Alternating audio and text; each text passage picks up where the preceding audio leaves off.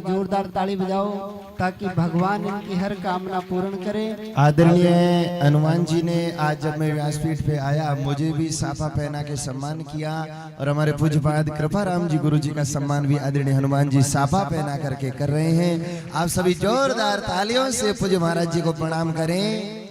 आदरणीय हनुमान जी का भाव था कि मैं संतों के चरणों का सेवक हूँ। हमने कहा कि आप कल ये सेवा संतों को साफा पहना करके और संतों को प्रणाम करिएगा तो बहुत सुंदर आप साफा पहना करके और पूज्य महाराज श्री का सम्मान करें। साफा व्यक्ति का मुकुट होता है तो मुकुट आदरणीय हनुमान जी ने पूज्य महाराज जी को निवेदित किया है। आइए पूज्य महाराज जी का आशीर्वाद हम लें, उसके बाद कथा होगी। तब तक सब शांति पूर्वक विराजमान और एक हमारे परम पूज्य दशरथ नाथ जी के जो गुरु भाई है, एक सेकंड दो मिनट, उनका सुबह फोन आया तो लाइव देख रहे थे तो उन्होंने फोन किया कि महाराज जी आप जितने बच्चे सेवा कर रहे हैं उनके नाम लिखना, मैं उनको आशीर्वाद देने के लिए स्पेशल डेरे से आ रहा हूँ।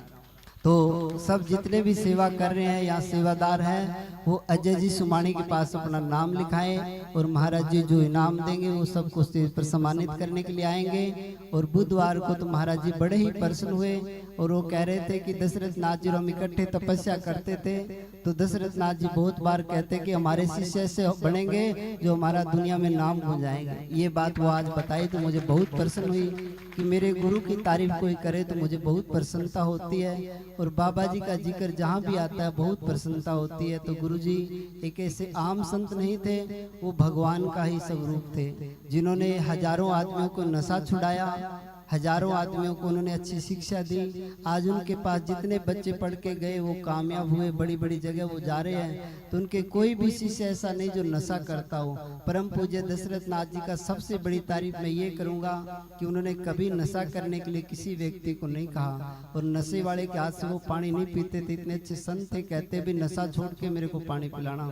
हजारों मांस मीट अंडा खाने वाले काफी गाँव ऐसे थे जहाँ मांस मीट अंडे की रेडी लगती थी। जहाँ जहाँ महाराज जी का जाना हुआ वहाँ सब चीजें समाप्त करते गए। और गौओं के प्रति बाबा जी की इतनी बड़ी आस्था थी। एक बार रोहतक से गायों को भर के यूपी की तरफ ले जा रहे थे, ऊपर थली गायों को लद रखा था। तो पूज्य महाराज जी वहाँ रोहतक से गाड़ी लेके रवाना हो रहे थे। कहने लगे पंडित जी गाड़ी गायों से भरी हुई है।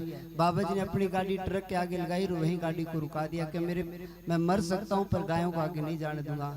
परम पूज्य बाबा जी ने वहीं से गौओं को अपनी गौशाला गोरखपुर में गौओं को लेके आए और महाराज जी के उन्होंने थप्पड़ भी वो है कोई बड़े अधिकारी ने कहा मेरा फोन किया हुआ है उनको जाने दो। महाराज जी कहने लगे नहीं, अगर हमारे प्राण जा सकते पर गौओं को हम नहीं जाने देंगे। गौओं के प्रति महाराज जी दशरथ नाथ जी की बहुत बड़ी आस्था थी और बहुत हर समाज से जुड़े हुए संत से कभी अमीरी गरीबी का ख्याल नहीं किया। हर भाव में वो हमेशा बहते रहते थे। एक बार परम पूज्य बाबा जी हमारे गोरखपुर गाँव के पास दामायण गाँव है, शायद कोई भी रिश्तेदारी हो तो दामायण गांव में बाबा जी हवन के ऊपर किसी ने बुला लिया और उस गांव में जब गए उस कमरे में बैठे, कच्चे कमरे थे, तो बारिश आने लगी। तो बाबा जी कहने लगे क्या भाई कोई पर्दा वगैरह नहीं? कहने लगे महाराज जी क्या करें, बस एक कमरा है इसमें सारा गुजारा कर रहे हैं। तो बाबा जी खड़े होकर भी उनको ऐसे करो, डेरे से ईंट भेजो, सीमेंट भेजो, मिस्त्री भेजो, 2 कमरे बना के तैयार करके दे आए। इतने श्रद्धालु संत थे, उनकी तारीफ शायद इस जुबान से मैं कर सकूं।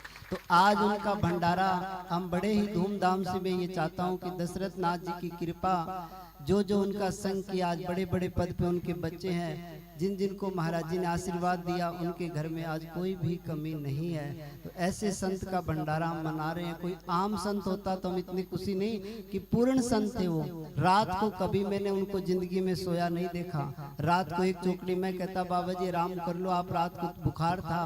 कहने लगे नहीं पागल, संत सोएगा तो दुनिया का भला कौन करेगा? क्या दुनिया सोती है संत जागता है। तो हमें वो बात याद आती, कई बार कहते पागल हम अब मेरे को नींद आती, कहते नहीं जागो। मैं कहने लगा महाराज जी क्या अब तो हम जगा रहे हैं, बाद में कोई दुनिया में जगाने वाला नहीं मिलेगा, तुम जा जा के जगाओगे, वो बात सही हो रही है। अब हम सोचते हैं कि किसी के सारे जाग के रात गुजारे, उसके ईश्वर के नाम पे गुजारे। तो देखो दुनिया में ऐसे संत बहुत होंगे पर खा के सोने वाले, पर हमारे संत के लिए हम गुरूर से कहते हैं कि वो जाग जाग के जीवन बिता के गए हैं। कभी उन्हें पल के लिए आराम नहीं किया। तो उस संतों को मैं बहुत बहुत बहुत कहता हूँ कि हमारे बड़े ही भाग्य जो ऐसे संत मिले, ऐसे गुरु मिले। अगर गुरु अच्छा मिलेगा तभी अच्छा संस्कार आएगा। अगर गुरु अगर नशे वाला होगा तो नशे का सिखाएगा, और गुरु जैसा होगा वैसा सिखा देगा। 14 BPM में मैं जब गया था 150 आदमी दारू पीते थे, और आज उस गांव में 20-30 आदमी दारू पीते हैं।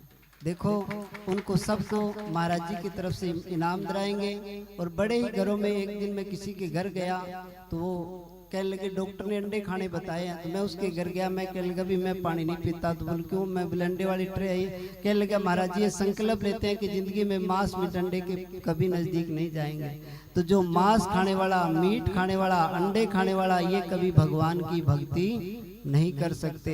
कर कब सकते हैं? जब वो ये चीजें छोड़ दें। अगर लोहे पे जंग होगा तो चमक पकड़ नहीं करेगी। इसी तरह हमारे अंदर शरीर में अगर कोई भी कमी रहेगी, अच्छा चरित्र भी जरूरी है। अगर भक्ति करना सीखना है तो सबसे पहले अपना चाल चलन अच्छा बनाए, और चरित्र अच्छा होगा तो भगवान भी उसकी मदद करेगा। हर जगह भगवान है, ऐसी कोई जगह नहीं जो परमात्मा ना हो। तो परम पूज्य दशरथ नाथ महाराज जी की ऐसी बात नहीं कि वो इस नगरी में ना हो, आज भी वो हाजिर है। और हर जगह कण कण में, ऐसी कोई जगह नहीं जो दशरथ नाथ ना हो। मुझे तो सब में आप बाबा जी नजर आते हैं कि सब संगत आती है उनमें ऐसे लगता है कि महाराज जी आ रहे हैं।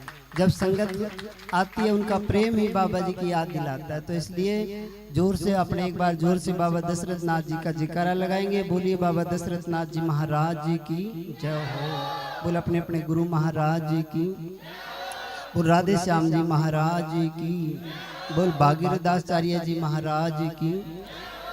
कर्पूरी गौरा